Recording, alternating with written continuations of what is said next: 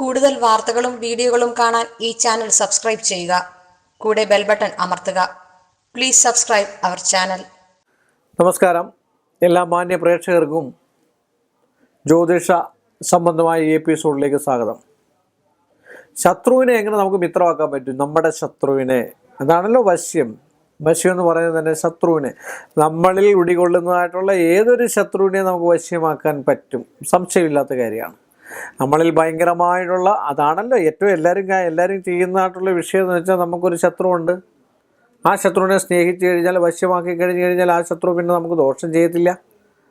അങ്ങനെയാണ് ചെയ്യുന്നത്. ഒരു ശത്രു സംഹാരം എന്ന് പറഞ്ഞാൽ തന്നെ അതാണ്. പിന്നീട് നമ്മളോട് ശത്രു തോന്നരുത്. അപ്പോൾ ആ ശത്രുവിനെ നമ്മൾ എപ്പം വശീകരിച്ചെന്ന് പറഞ്ഞാലും ആ വശ്യത, ശത്രു വശ്യം എന്ന് പറയുന്ന സാധനം തന്നെയുണ്ട്.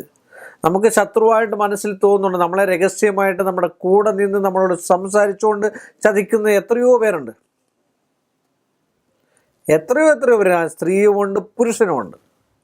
നമ്മൾ മനസ്സിൽ പോലും കാണാതെ നമ്മളെ ചതിക്കുന്ന ആൾക്കാർ. അങ്ങനെ ചതിക്കുന്ന ആൾക്കാർ സാമാന്യനെ രക്ഷപ്പെടാൻ സാധ്യത കുറവാണ്. കൊടുത്താൽ എന്താ കൊല്ലത്തും കിട്ടുമെന്ന് പറഞ്ഞ പോലെ കിട്ടും, സംഭവിക്കും എവിടെ വെച്ചെങ്കിലും, സംശയമില്ലാത്ത കാര്യമാണ്.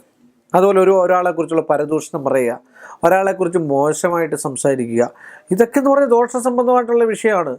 ഇപ്പോൾ എന്നെക്കുറിച്ച് ഒരാൾ ഇവിടെ വന്നു, അല്ലെങ്കിൽ ഈ ഒരു പിന്നെ എൻ്റെ ഓഫീസിൻ്റെ അടുക്ക് വന്നു, അപ്പോൾ എന്നെക്കുറിച്ച് വളരെ മോശമായിട്ട് മറ്റൊരാൾ സംസാരിക്കുകയാണെങ്കിൽ ഈ സംസാരം കേൾക്കുന്ന ആൾക്കാരുടെ ബുദ്ധിയുള്ളവരാണെങ്കിൽ അത് മനസ്സിലാക്കണം, എന്തുകൊണ്ടായിരിക്കും അവരങ്ങനെ സംസാരിക്കുന്നത് എന്നുള്ളത്. അപ്പോൾ അങ്ങനെയൊക്കെയുള്ള ഇപ്പോൾ വെച്ചാൽ ഒരാളെ മോശമായിട്ട് സംസാരിക്കുമോ, അപ്പോൾ വിദ്യ കൊണ്ട് താത്തിക്കെട്ടുവോ, അല്ലെ ഇങ്ങനെയൊക്കെ ചെയ്ത് കഴിയുമ്പോൾ ഒരു ദുരിതവും ദോഷവും ഒക്കെ ഉണ്ടാകാനുള്ള സാധ്യതയുണ്ട്. കാരണം എന്താ വെച്ചാൽ, അപ്പം ശത്രുവായി. ആ ശത്രുവിനെ അപ്പം ഞാൻ എന്ത് ചെയ്യും? ഞാൻ മിത്രമാക്കാൻ നോക്കും. ആ മിത്രം എപ്പോഴാണെങ്കിലും ഏച്ചു വെച്ചാൽ മുഴച്ചിരിക്കും. സംശയമില്ലാത്ത കാര്യമാണ്. ശത്രു എപ്പോഴാണെങ്കിലും, ശത്രു മിത്രമായിട്ട് വരുമ്പോൾ സൂക്ഷിച്ചു കൊള്ളുക. അത് സംശയമില്ലാതെ ഏത് സമയത്തും ചതിക്കപ്പെടും. അതുകൊണ്ടാണ് ആരും ശത്രുവിനെ മിത്രമാക്കാത്തതിൻ്റെ. പക്ഷേ ശത്രുവിനെ മിത്രമാക്കിയേ പറ്റുള്ളൂ.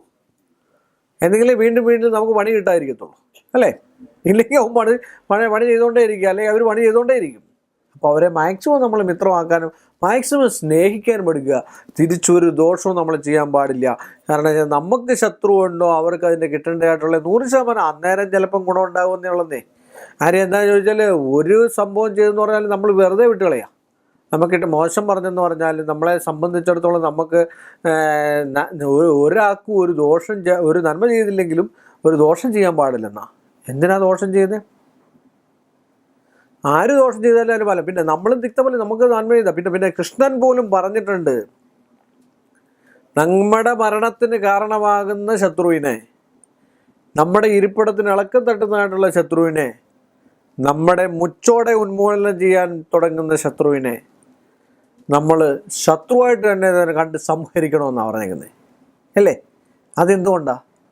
നമ്മുടെ ജീവനാണ് ഏറ്റവും വലുത്, അല്ലേ? നമ്മുടെ ജീവനെ, നമ്മുടെ പൊസിഷനെ, നമ്മുടെ കാര്യങ്ങളെ. അപ്പോൾ അങ്ങനെയുള്ള ശത്രുവിനെ നമ്മൾ 100% സംഹരിക്കണമെന്ന് കൃഷ്ണൻ പോലും പറഞ്ഞിരിക്കുന്നതാണ്. എന്ന് വെച്ചാൽ അങ്ങനെ സംഹരിക്കാനെന്നല്ല, എന്നാണ് ഉദ്ദേശിച്ചതിൻ്റെ കാര്യം. അതുപോലെ നമുക്കിട്ട് എന്താ പറയുക, ദോഷങ്ങളും ദുരിതങ്ങളൊക്കെ ചെയ്തുകൊണ്ടിരിക്കുകയാണെങ്കിൽ സംഹാരം തന്നെയാണ് ഏറ്റവും നല്ലത്. ഏത് ശത്രുവിനെയും നമുക്ക് സംഹരിക്കാൻ പറ്റും. അത് മഹാസുദർശനം കൊണ്ട് തന്നെ ചെയ്യാൻ പറ്റും. ഏറ്റവും നല്ലതാണ് മഹാസുദർശനം. ശത്രു സംഹാരത്തിന് ഏറ്റവും നല്ലൊരു യന്ത്രവും ഏറ്റവും നല്ല മന്ത്രവും ഏറ്റവും നല്ല പൂജയുമാണ് സുദർശന യന്ത്രം.